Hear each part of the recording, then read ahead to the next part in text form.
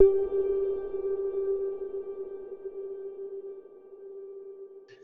guys, what is going on? Welcome to another podcast edition of BreatheHuman. Today, I have a very special guest. We have Amanda Smith. She is everything under the sun, great smile. She has accomplished a lot. Not only is she U.S. pageant winner 2019, she's TV host. She has programs coming out for sustainable living, culture, cooking for youth generations. She's got a book in the works, and she is just a complete rock star, and we're very happy to have her on here today. So Amanda, please go ahead and say what's up. Hey everybody, I'm Amanda Smith, and just like he introduced me, I'm the owner and founder of MenehuneChef.org. I am in the current works of writing a book, but also launching sustainable cooking classes in October, which will be online. So I'm excited to share all of the knowledge that you guys, or any questions that you guys have. Yeah, absolutely, and a lot of knowledge you have accumulated. Now, the reason why I wanted to go ahead and ask you to be on the podcast is because we shared a story or shared a conversation earlier in the beginning of quarantine. Since then, I've seen you with exponential growth, making steps, driving forward, even though there's a lot of uncertain times going on right now. And you have quite a story. You started in California, now you're in Hawaii, making it happen and changing lives, starting with the younger generations. And let's start with, what events happened in your life that set you on that path where you started thinking about sustainable living and impacting future generations? Well, really, it was about my kids and my family, and it was my own health and well-being. And I was diagnosed with some issues in my ovaries at one point. I had a miscarriage in my marriage. And once I had my children, I really understood the significance in cooking and sustainability and how to really nourish and take care of your body. As a child, I had a lot of allergies. I had allergies to dairy. I still do to this day.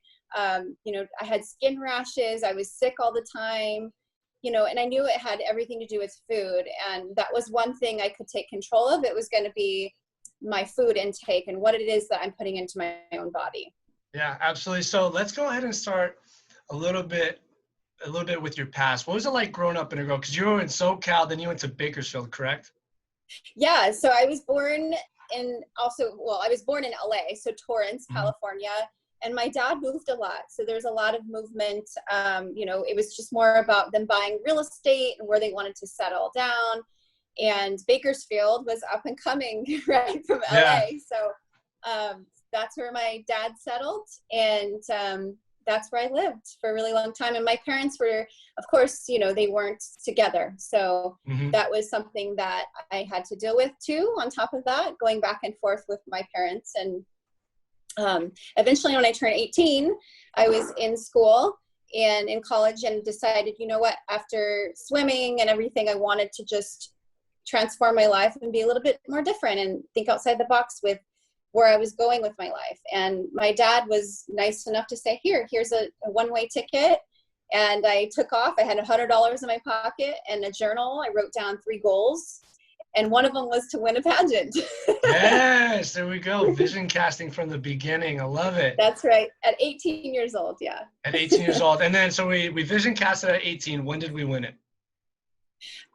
Just recently was all my wins, but it took a lot of years and a lot of lessons, and going through a really failed marriage and having 2 wonderful kids. Yeah. Okay. So we've been through a lot. Not only do we have the marriage down your end, but sounds like the parents, they kind of had the split a while ago. So let's dive into that, because that sounds like that was a huge turning point from the Amanda Smith that we're talking to right now and what could have been Bakersfield Amanda Smith. That's right. Yes, it's true. Okay. So let's talk about that. What was going on in your mind at that point? You're 15, 16, 17, parents aren't together, dad's in Hawaii by this point, right? No, actually they settled in Bakersfield and I left. Okay. So what happened was my dad was getting remarried after his, failed marriages, and she happened to be from Kauai. And so we ended up, coming here for her to get married. And I fell in love with the island. That's what really happened. And I decided, Dad, this is what I want for my 18th birthday. And that's what he gave me. He gave me a one-way ticket, and that's what it was, right? So I was able to create my own future versus being in the stigma or that whole energy field of, oh, you got to listen to what your dad wants you to do. So I had a choice. I had two paths I can take, is stay where I was at and not grow, or I can grow and venture off to somewhere that really felt right for me. Okay. So let's focus on that. So dad stayed in Bakersfield. Is that right? Yeah. So you went into the unknown. You completely went out, pioneer, adventure. There's no promise of anything. You just felt that was what was calling to you. Is that right? Yeah, I went with my gut and intuition on a lot of things. And sometimes I was wrong, or I wouldn't listen to that intuition. But in this route, at 18 years old, I thought, this is the way, this feels right. I was being drawn to Hawaii. So I knew I needed to be here, and this is where my growth was going to be. Yeah, absolutely. Now, do you feel that that's a common theme amongst our generations, is people not listening to the universe, that inner calling and that fear? Yeah, I do, because we're synthesized to believe that we don't have intuition and that we need to follow rules on a consistent basis. And that comes a lot from, stems from school. It starts from there. It starts from parents. It's the values and the core system of what we're raised around. And so, it's always coming back to me as a parent. How do I shift that? How do I shift that as a mother into believing that, this is the real way of doing this? And it's important to listen to your own emotional state or your intuition in order to push forward, because when we're born, we have that innate sense of knowing, right? And when you suppress that, we're suppressing our destiny. Yeah, absolutely. Now, let's talk about society. What was going on in society that might have halted that progress or that mindset from you? Because for me, it was like, I'm not good enough. Like, I was listening to a lot of stereotypes going on around me, things that I'd pick up from friends, and I let their successes and failures become mine. How did you break out of that?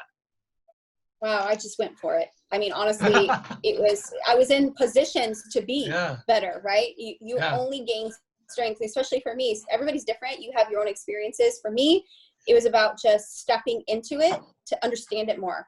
I'd go through more of a rougher patch of knowing that, okay, I'm going to go through this because this kind of feels right, but I'm not listening to my intuition. And that's where the bump in the roads happen. Those are the cooler lessons that you're learning through life. And I continuously do that by stepping into the growth period, stepping into, even though it seems scary, just going for it anyways and experiencing it. That's how I learn. Absolutely. So fear of uncertainty is what holds some of us back. But once you start breaking through, you realize that there's no uncertainty. There's only lessons. That's right. Not just that, but there's growth, and you become a better person internally. Absolutely. So comfort equals static, mediocre living. And then you start breaking through these barriers. Now, these barriers, do you think that they're barriers that we construct, or they're constructed for us? I think it's a little bit of both, that we believe what we are told. And again, it goes back to that whole thing of do what you're told, sit down, do this, do that mentally that we go through, versus how do you break the mold? Like, how do you get out of that system when you know it doesn't feel right? So it's either you listen to what other people are telling you to do, or you go off and you do it yourself. You have a choice. And in this lifetime, I believe we have choices that we make. Absolutely. Now, with all the technology and capabilities of 2020, this decade is bringing us, do you feel more people than not have the choice to live a life of design and fulfillment rather than staying where they're at? I do. Again, we all have a choice to live our best lives. And that always starts with you. Like, what makes you happy? And I think people don't really understand true happiness at their core, because we're stuck in the realm of that will make them happy versus what makes me happy. So we're always thinking of the other person. So, but how you tend to show up for yourself, ultimately with your health, your wellness, your mental, your emotional state, your physical state, is ultimately going to set the stage for your success, period.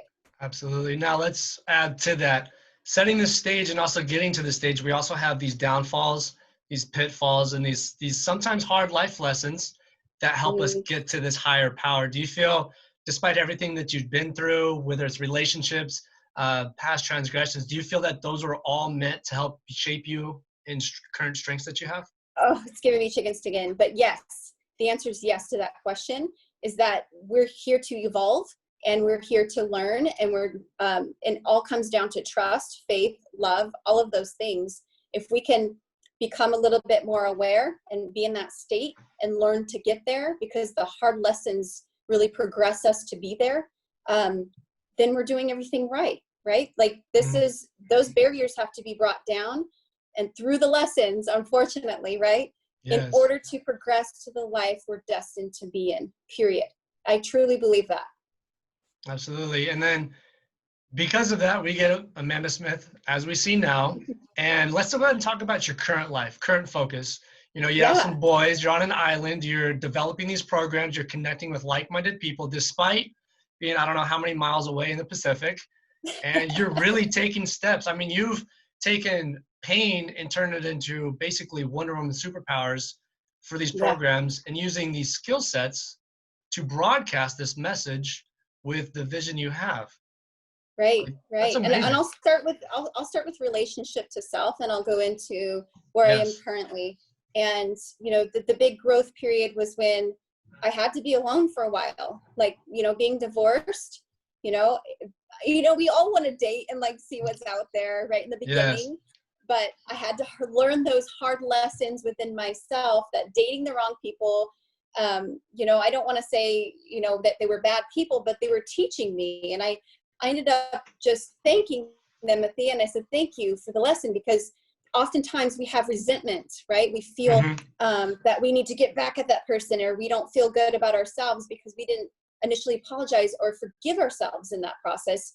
But oftentimes I go back and say, what did I learn in the relationship when it was abusive or unhealthy, right? Or did I set the boundaries high enough for myself? And so that was the bigger lesson in the last relationship I was in after my divorce. So, you know, the biggest thing is to give yourself time, because we have plenty of it. Time is not really relevant to me. Like, it is, but it isn't, right? It is. Need to, right? Yeah. Right? Does that make sense? It is, because I got to be here for this meeting. Other than that, like, I'm just here, man.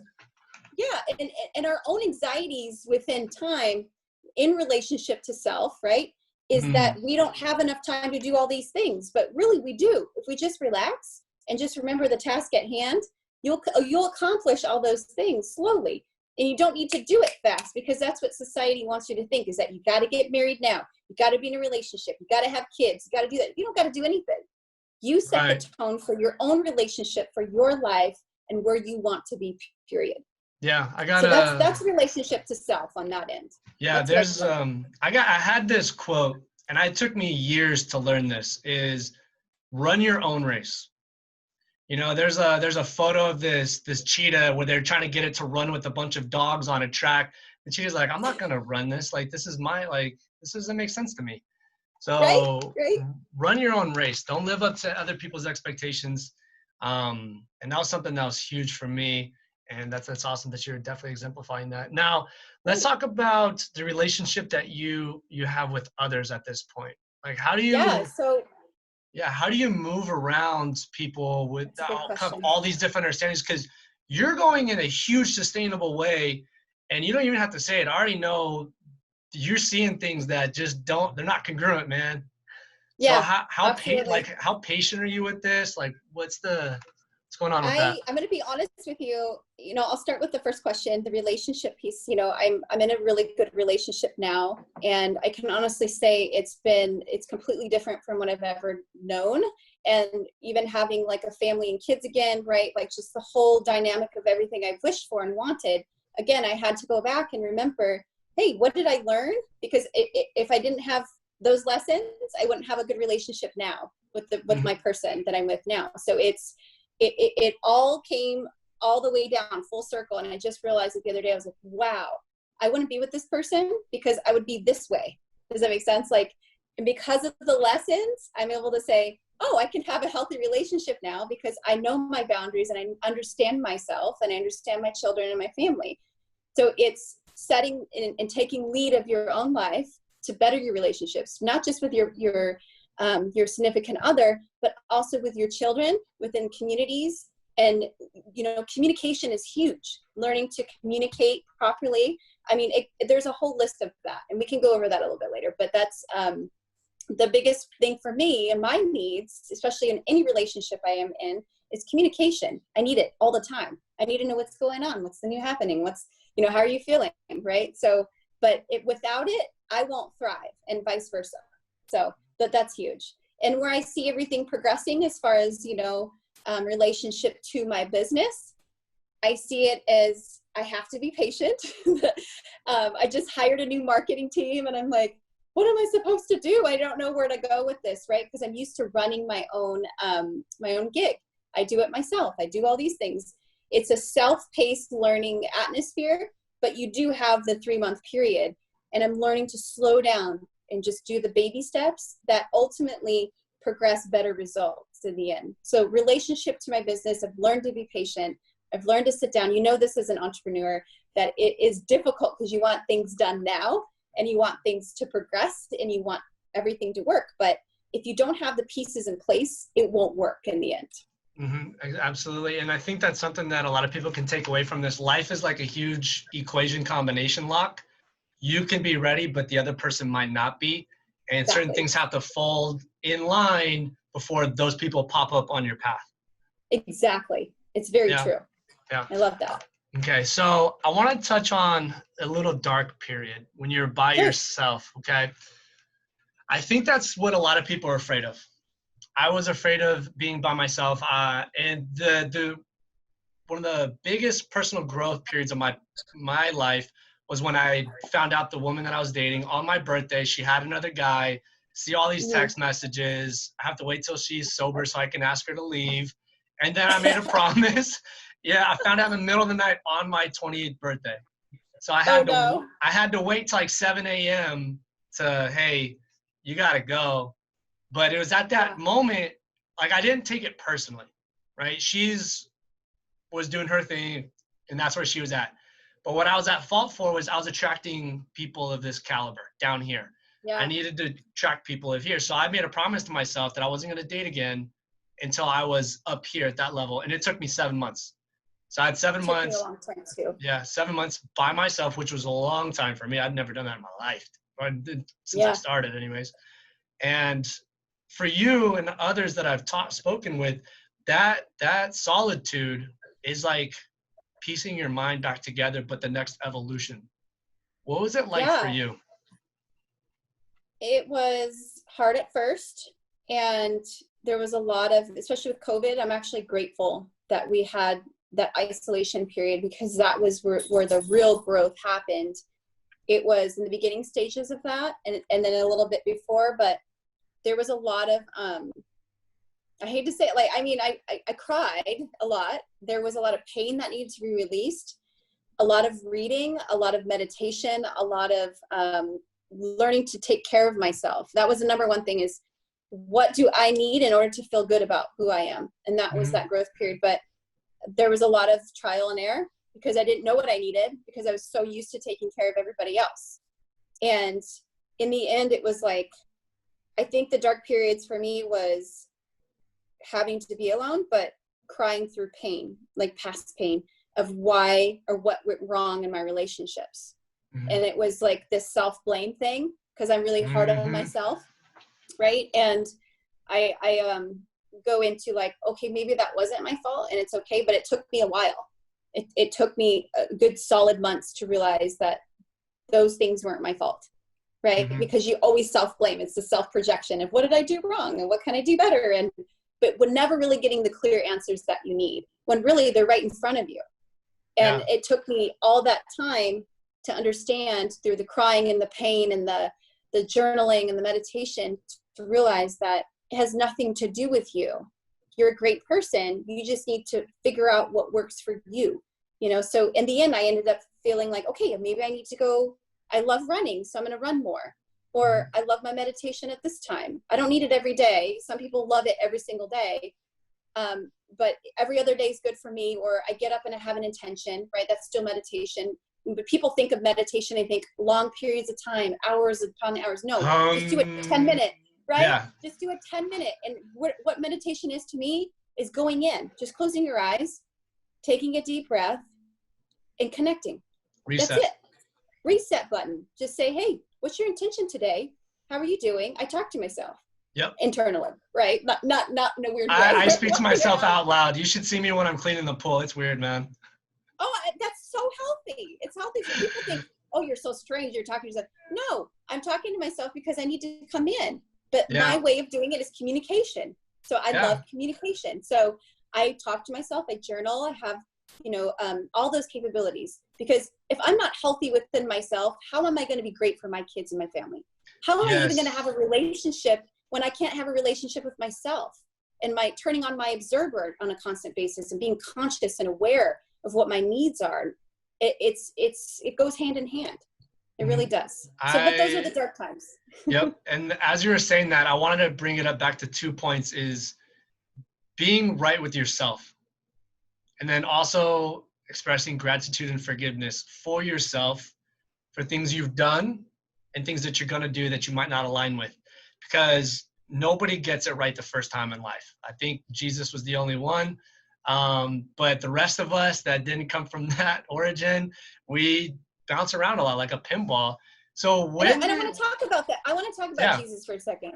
He was an enlightened being. Let's be honest. He kind of reminds me of Buddha in a way. I know he's not the same, but he was so enlightened, right? That he was able very to self-aware, universally aware. Yes. And so I think people don't realize it. They just think he's just of the Holy Spirit, which he was, because we all are. But if you realize, Jesus was just really enlightened, and he was here on this plane to teach each one of us what the realness is, right? To be real within ourselves, but also with other people. That's all it was. Yeah. For those of you younger generations, he was really woke. Yeah, exactly. There you go. That's the real word. He was awake. He was very awake. That guy was. So gratitude and forgiveness. I struggled with that for a long time, and it wasn't until I came to terms and I forgave myself for a lot of things that I'd done in my youth, and just started being grateful. And there's one thing that I like to say to everybody is, everybody always asks, what's the purpose of life? To me, the purpose of life is simply to be here. Everything else is a bonus. That's whether it's pain, it's food, it's sex, it's prayer, it's movies. Like, life is just simply here to exist. I don't think life really knows what's good or bad until we get in there and use our minds to depict what's good and bad through perspective. Right. When was the point when you started living with gratitude rather than ego? I'll ask. Through the point of failure.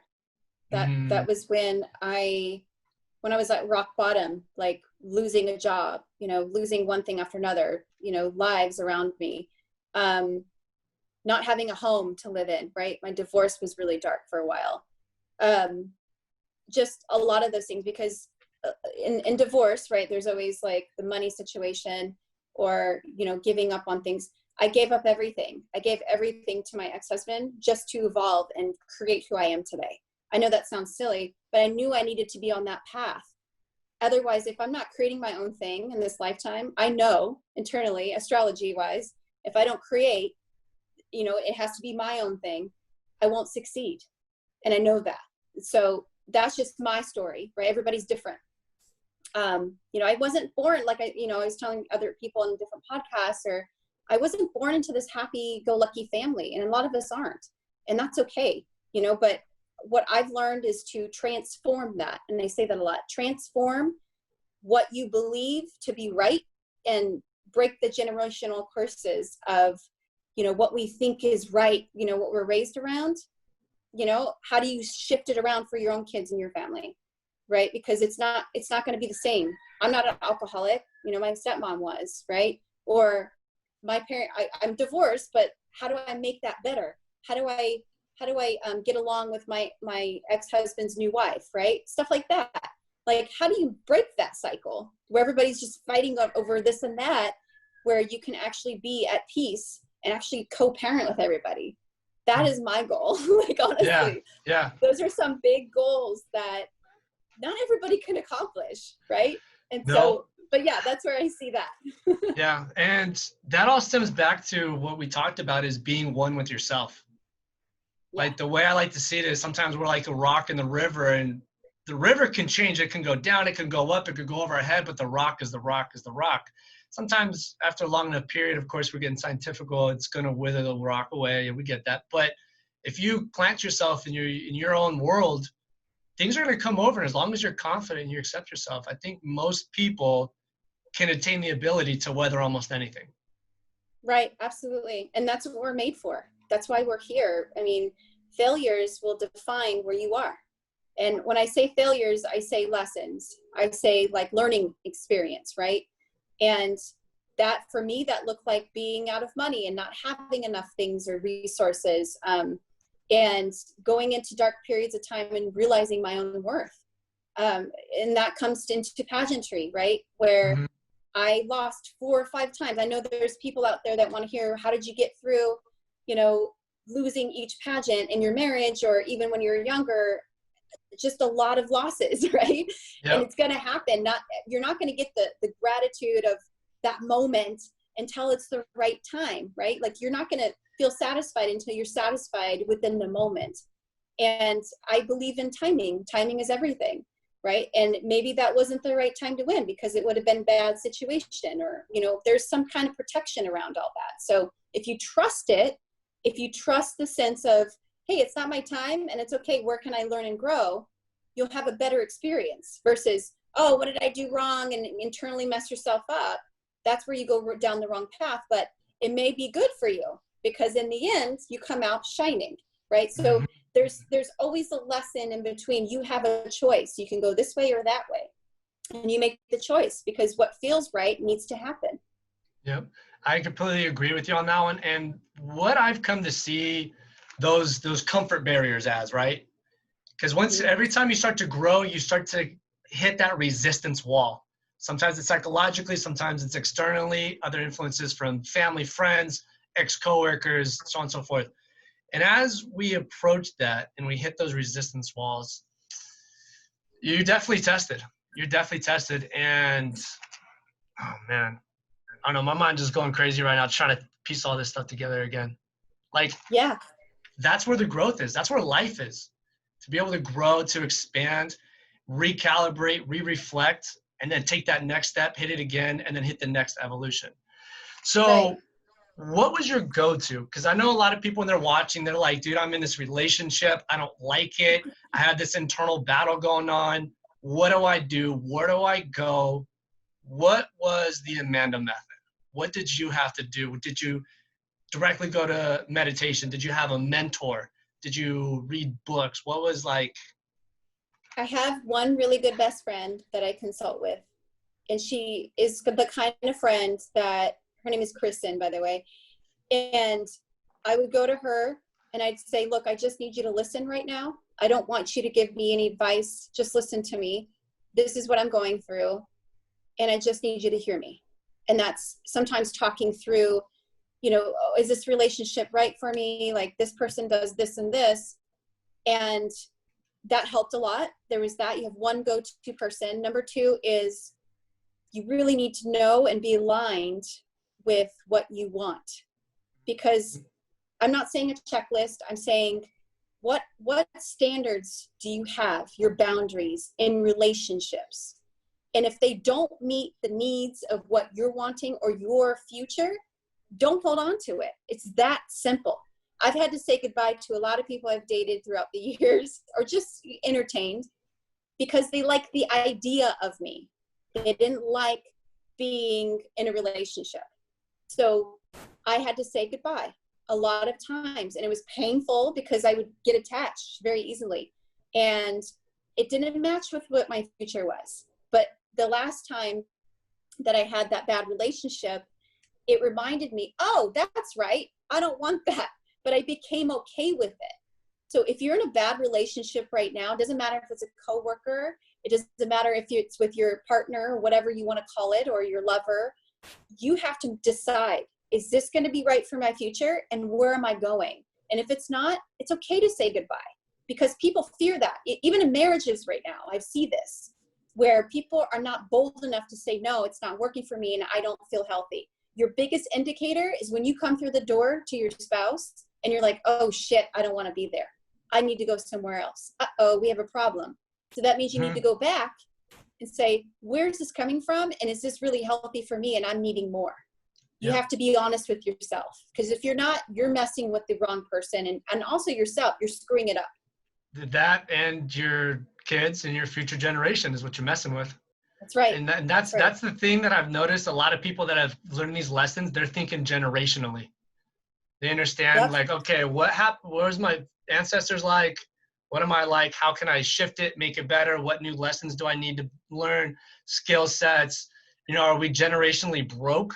How do I fix that? Things like this. And I agree. Know that you have value as a human being. That's right. We all have gifts. But once you stand in that power, you're unstoppable. And I promise you, the right relationship will come to you. And it won't be where you find it. You're like, oh, I need to find. No, you're not gripping. You're just allowing, and it's okay to date. It's okay to try, but just know where your values stand, period. That's where the growth happens. And if that person doesn't align with your future, say, for example, I'm launching a business, right? I'm launching a nonprofit. I'm also very physically active in different things in the community. And if my partner isn't aligned, or, my person isn't aligned with what I'm doing, and he's like, well, I don't like that. Well, guess what? If you don't like it, you're not going to be with me. It's that easy, right? Yeah. Peace out. Absolutely right. You have to be okay with it. That's the number one thing. So a lot of people are like, I'm not okay with it. I'm uncomfortable. I need the security of the other person. Uh-oh, you're failing yourself. I think that's ego. That's all ego. How do we get out of the ego state and come into what's real, into the heart space, so what's real for us?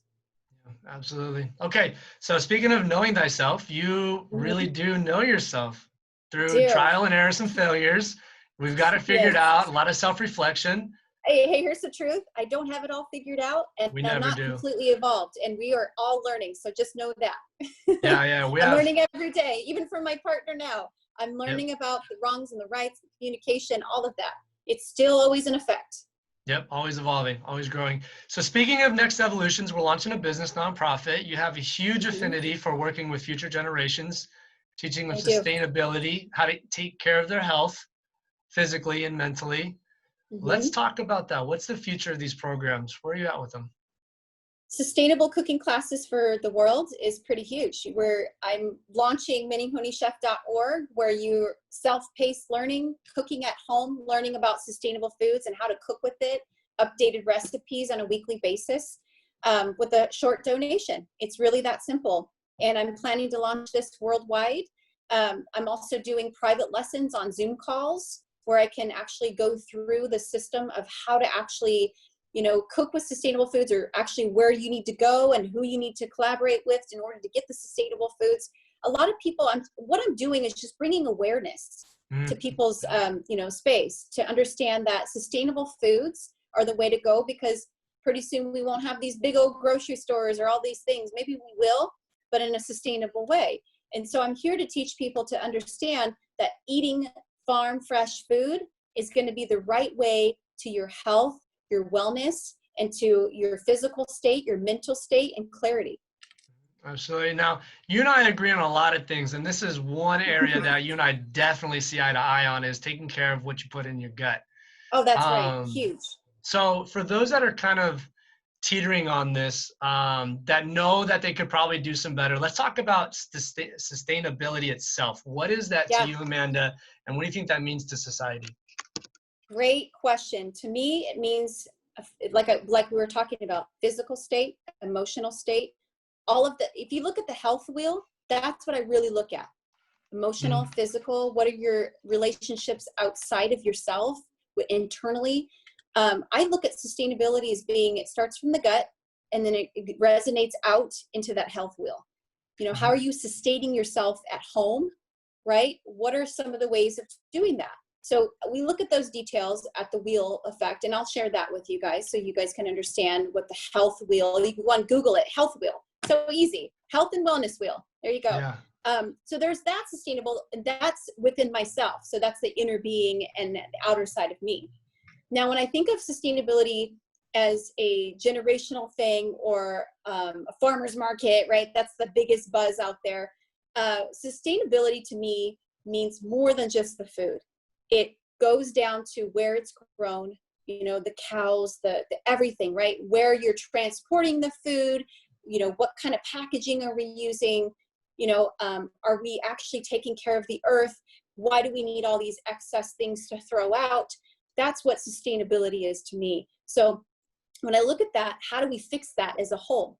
How do we reduce the packaging? How do we reduce the amount of gas we use? How do we reduce? So it all kind of comes down to like one solid thing, right? It comes down to our health and well-being in food surrounding. So food is always surrounding us, right? And in the gut level, we have to be able to take care of it, but also outside of us. So there's the internal, right? And then you have the external that I think about. So it's sustainability to me is how we actually grow our food, how we take care of our earth, how we take care of ourselves. Now, if you don't mind, I'd like to add something to that. And this is Sure. kind of what sustainability means to me when we're on this specific subject, right?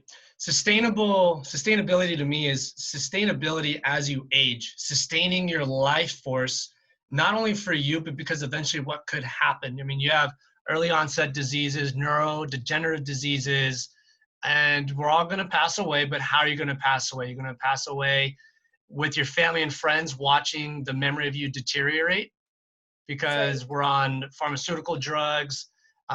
We're tied to a bed in a hospital, waiting an year, 2 years before we're out. You know, sustainability impacts global and emotion or personal, all resoundingly at the same time.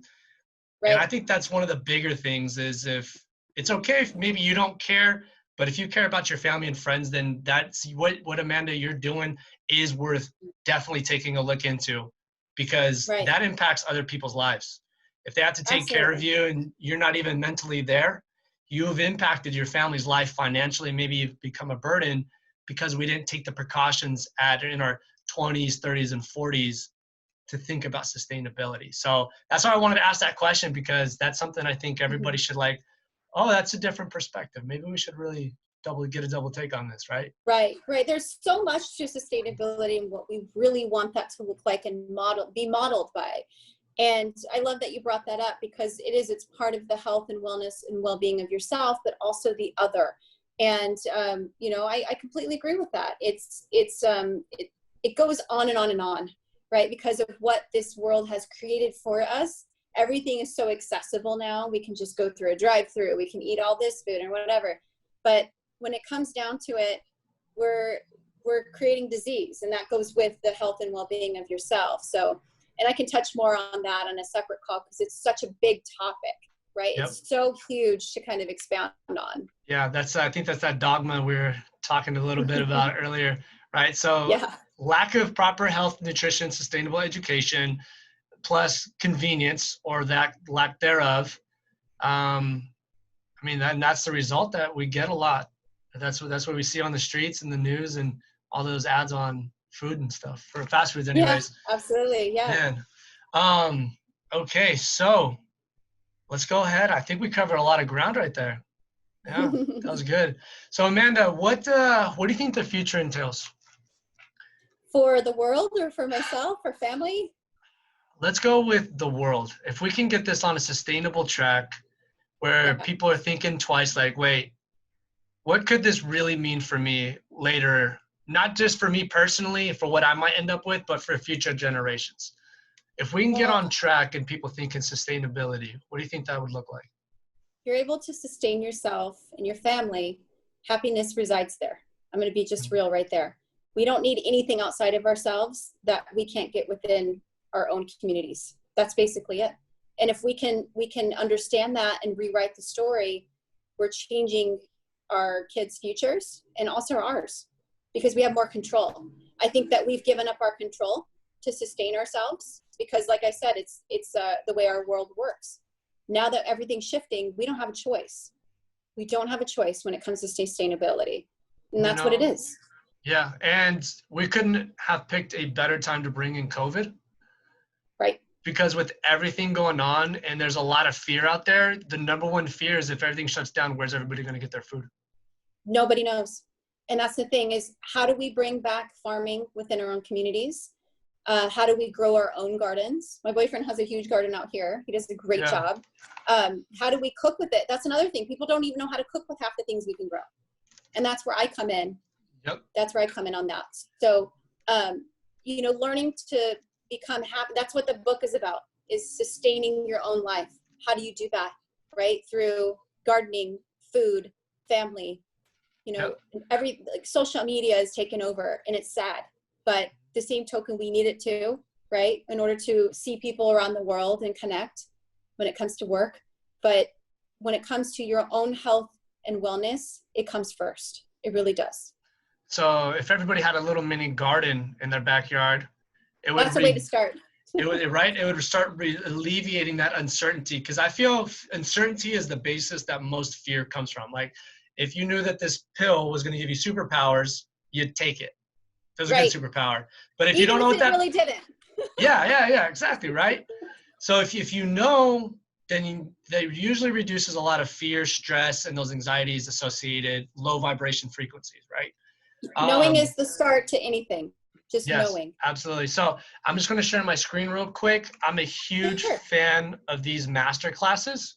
Can you see these? Awesome. Yes, I can. Yes. I've actually seen these. These are great. Yes. Ron Finley, masterclass.com. This guy is, I believe, from Compton. He started growing gardens on the side of his sidewalk, had to fight the city. Yes.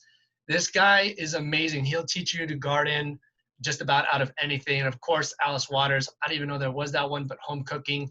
But masterclass. Right.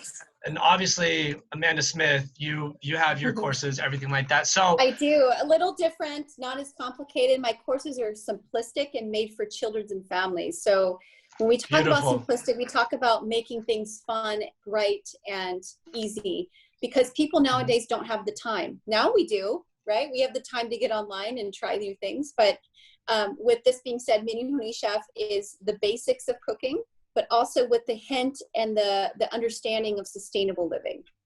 Yeah, absolutely. So we target the family, we started small, teaching younger generations, that way they grow up with that being the new standard versus taking the kids to McDonald's like always happened to me. And now that I'm getting older, I'm way more into gardening. Like, you can't see it in this studio, but I have plants on the living room because it resets the energy. Being surrounded by this growing life, like when I see it growing, I get excited. Right. It's like it popped out a new leaf. It's like a new baby was born in the household. It's not crazy. Just that. Like you can garden with your kids or even with your girlfriend, right? So those things are so important in order to connect. You're not just connecting with the earth and the universe, but you're doing it with your kids. You're doing it with your family, and you're creating that atmosphere of what family really is. Because we've missed out on that for so long. Yeah, and and I think you might agree with me, there's a lot of things out there that are kind of pulling the family unit apart and growing, building, being creative. Maybe get down and play with the crayons and maybe draw on the wall with your kid. Maybe there's something magical happens right there that like be a kid again, Right. We miss being a kid. Yeah, talk about society labels, man. Those, getting back to basics. Being just human. That's where the fun's at. Right? It's so important. Yeah. Absolutely. Okay, Amanda. Well, hey, let's go ahead and wrap it up. But I want to bring this all back to one decision you made. Yes. And that was to take a leap of faith, listen to what was calling to you by the powers that be, and to go to Hawaii. Because if you didn't make that choice, well, you could have been who knows what, right, at this point. Right. And it's all from that one decision to make the move, make the mistakes, learn, grow, and be where I am today. And without it, I look back and I'm just super grateful. I really am, because we're all destined to do something. And if you don't know what that is, go find out. Whatever it is that you love to do, that's where you need to be. Yep. 100%. Now's the time. Yep, I agree. Especially with all these shifts in the world. If you're going to make a call, now's the time to do it. Because if you fail, you'd be like, hey, I tried doing it during COVID. No one's going to judge you, right? Well, that should be a thing. Let's be real. Let's be real. And this is the last thing I'm going to say, is that we are all scared to death to be seen in our own trueness. And if we can just say, excuse my language, F that, I'm just going to do it because, look, everybody else is going through this too. and then have a higher understanding of what you're doing and practice it on a daily basis, it doesn't matter if you fail. It's not about failing. It's about standing back up and keep going. Because again, we weren't taught when we fail, what do? Throw a goddamn tantrum? Like, come on, get up, try again. This is part of the process. Nobody's going to feel sorry for you. We're not going to tell you what to do. You got to get up and do it yourself. Boom. That's it. That's it. Amanda Smith, ladies and gentlemen, keep an eye out. Can you do your website one more time so they know where to find you? menehunechef.org. So menehune.org. Yep. And then as soon as we go ahead and post these live, I'll make sure all those links and official tags are in there. And Amanda, as always, it is a pleasure having you. May your smile go, I mean, just go do amazing things with that thing, man. Guys, make some magic happen. Thank you so much.